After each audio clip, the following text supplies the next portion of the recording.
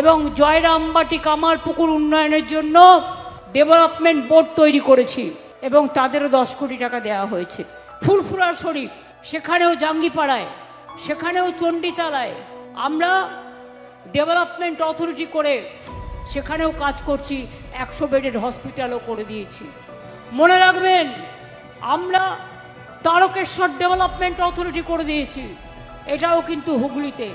Trauma centre করে দিয়েছি সিঙ্গুরে, তাপসী মালিকের নামে অনেক কিছু করা হয়েছে। উত্তরপাড়াতে 1600 কোটি টাকা দিয়ে জলের প্ল্যান তৈরি করা হয়েছে, ট্রিটমেন্ট প্ল্যান। শ্রীরামপুর সহ উত্তরপাড়া, কোতরং, ডানকুনি, কোন্নগর, রিসরা, বৈদ্যবাটি ও চাপদানি পৌরসভা এলাকায় 17 লক্ষ মানুষ উপকৃত হয়েছে। শ্রীরামপুর উত্তরপাড়া ব্লকে প্রায় 5 কোটি টাকা দিয়ে আরও 2টো পানীয় জল প্রকল্প করা হয়েছে।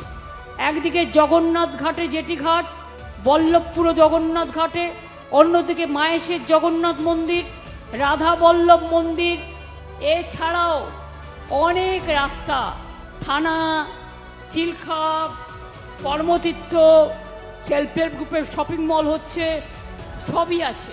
এবং হুগলির বিভিন্ন জায়গায় আরামবাগ থেকে শুরু করে জল জমে, সেচের কাজ এবং জল জমাটাকে একটু বাঁচাতে আমরা 3000 কোটি টাকার একটা পরিকল্পনা নিয়েছি। সেটা লোয়ার দামোদর বেসিন প্রজেক্ট, 800 কোটি টাকার কাজ হয়ে গেছে, বাদ বাকিটা হচ্ছে।